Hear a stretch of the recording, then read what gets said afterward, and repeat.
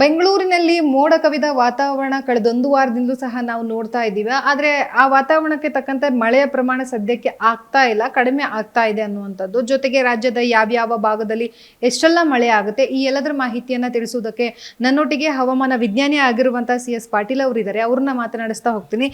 Sir, ಕಳೆದೊಂದು ವಾರದಿಂದಲೂ ಸಹ ಬೆಂಗಳೂರಿನಲ್ಲಿ ಮೋಡದ ಕವಿದ ವಾತಾವರಣ ಇದೆ. ಸೊ ಮುಂದಿನ ವಾರ ಯಾವ ರೀತಿಯಾಗಿ ಮಳೆ ಆಗುವಂಥ ಸಾಧ್ಯತೆ ಇದೆ? ಜೂನ್ 15ರಿಂದ ಜೂನ್ 18ರವರೆಗೆ ಬೆಂಗಳೂರಿನಲ್ಲಿ ಹಗುರದಿಂದ ಸಾಧಾರಣವಾಗಿ ಕೆಲವು ಕಡೆ ಮಾತ್ರ ಮಳೆಯಾಗುವ ಸಾಧ್ಯತೆಗಳದಾವು. ಕರ್ನಾಟಕದ ದಕ್ಷಿಣ ಒಳನಾಡಿನ ಎಲ್ಲ ಜಿಲ್ಲೆಗಳಲ್ಲಿ ಮುಂದಿನ 4 ದಿನಗಳವರೆಗೆ ಮಳೆಯ ಪ್ರಮಾಣ ಭಾಳ ಕಡಿಮೆ ಐತಿ. ಆದರೆ ಕೆಲವು ಕಡೆ ಹಗುರದಿಂದ ಸಾಧಾರಣವಾಗಿ ಮಳೆಯಾಗುವ ಸಾಧ್ಯತೆಗಳದಾವು. ಅಂದರೆ ಕರ್ನಾಟಕದ ದಕ್ಷಿಣ ಒಳನಾಡಿನ ಜಿಲ್ಲೆಗಳಲ್ಲಿ ಕೆಲವು ಕಡೆ ಅಂದರೆ 50%ಕ್ಕಿಂತ ಕಡಿಮೆ ಪ್ರದೇಶದಲ್ಲಿ ಮಳೆಯಾಗುವ ಸಾಧ್ಯತೆಗಳದಾವು.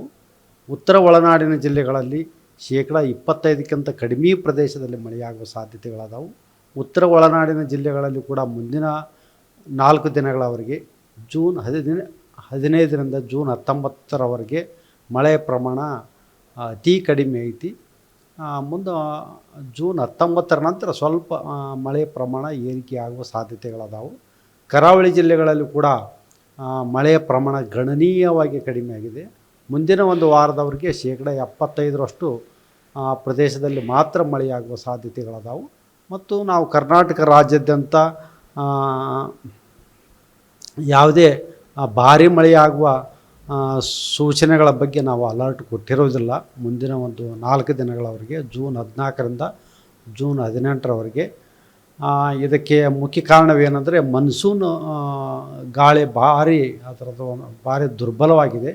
ಇದರಿಂದ ನೈಋತ್ಯ ದಿಕ್ಕಿನಿಂದ ಗಾಳಿಯ ಸ್ಟ್ರೆಂಗ್ತ್ ಕಡಿಮೆ ಆಗಿರೋದರಿಂದ ಮಿಡ್ ಲ್ಯಾಟಿಟ್ಯೂಡ್ ವೆಸ್ಟರ್ಲಿಂದ ಬರುವಂಥ ಅಂದರೆ ವಾಯುವ್ಯ ದಿಕ್ಕಿನಿಂದ ಬರುವಂಥ ಗಾಳಿಯ ನಮ್ಮ ಕರ್ನಾಟಕಕ್ಕೆ ಪ್ರವೇಶ ಆಗುವುದರಿಂದ ಅಷ್ಟೊಂದು ಮಳೆ ಈಗಿಲ್ಲ.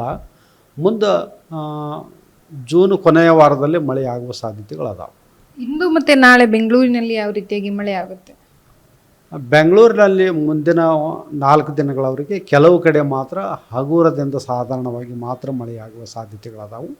ಅಷ್ಟೊಂದೇನು ಬೆಂಗಳೂರಿನಲ್ಲಿ ಭಾರಿ ಮಳೆಯಾಗುವ ನಿರೀಕ್ಷಣೆಗಳು ಈ ವಾರದಲ್ಲಿಲ್ಲ.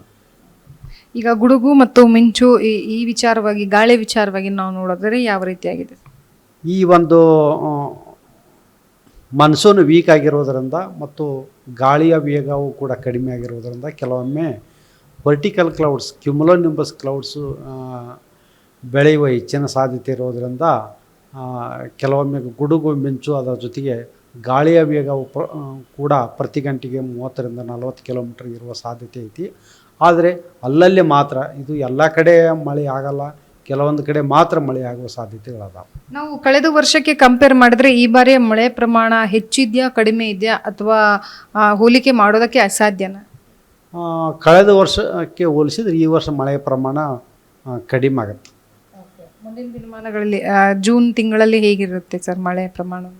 ಜೂನ್ 15ರಿಂದ ಜೂನ್ 18 ತನಕ ಮಳೆಯ ಪ್ರಮಾಣ ಪೂರಾ ಗಣನೀಯವಾಗಿ ಕಡಿಮೆ ಆಗುತ್ತೆ, ಭಾಳ ಕಡಿಮೆ ಆಗುತ್ತೆ. ಜೂನ್ 19-20 ಮೇಲೆ ಸ್ವಲ್ಪ ಸೂಚನೆಗಳು ಕಾಣ್ತಾವೆ, ಮಳೆ ಹೆಚ್ಚಿಗೆ ಆಗ್ಬೋದು. ಆದ್ರೆ ಈ ಸ್ವಲ್ಪ ಮಳೆ ಪ್ರಮಾಣ ಈ ವರ್ಷ ಕಡಿಮೆ ಅಂತ ನಾವು ಹೇಳ್ಬೋದು. ನೋಡಿದ್ರಲ್ಲ, ಒಟ್ಟಾರೆಯಾಗಿ ಈ ಬಾರಿ ಮಳೆಯ ಪ್ರಮಾಣ ಅಂದರೆ ಕಳೆದ ವರ್ಷಕ್ಕೂ ಕಂಪೇರ್ ಮಾಡಿದ್ರೆ ಈ ಬಾರಿ ಮಳೆಯ ಪ್ರಮಾಣ ಕಡಿಮೆ ಆಗಿದೆ. ಜೊತೆಗೆ ಈಗಿನ ಕ್ಲೈಮೇಟ್ ನೋಡಿದ್ರೆ ಹೆವಿ ಮಳೆ ಆಗುತ್ತೆ ಅನ್ನುವಂತಹ ರೀತಿಯಲ್ಲಿ ನಮಗೆಲ್ಲ ಇದು ವಾತಾವರಣ ಇದೆ. ಬಟ್ ಸದ್ಯಕ್ಕೆ ಬಂದಿರುವಂಥ ಮಾಹಿತಿ ಪ್ರಕಾರವಾಗಿ ಅಷ್ಟೊಂದು ಮಳೆ ಇಲ್ಲ, ಕಡಿಮೆ ಪ್ರಮಾಣದಲ್ಲಿ ಮಳೆ ಆಗುವಂಥ ಸಾಧ್ಯತೆ ಇದೆ ಅನ್ನುವಂಥ ಮಾಹಿತಿಯನ್ನು ತಿಳಿಸಿದ್ದಾರೆ. ಕ್ಯಾಮ್ರಾ ಪರ್ಸನ್ ರಾಜು ಜೊತೆ ಲಕ್ಷ್ಮೀ ಬಾಗಲಕೋಟಿ, ಅಶ್ವಗ ನ್ಯೂಸ್, ಬೆಂಗಳೂರು.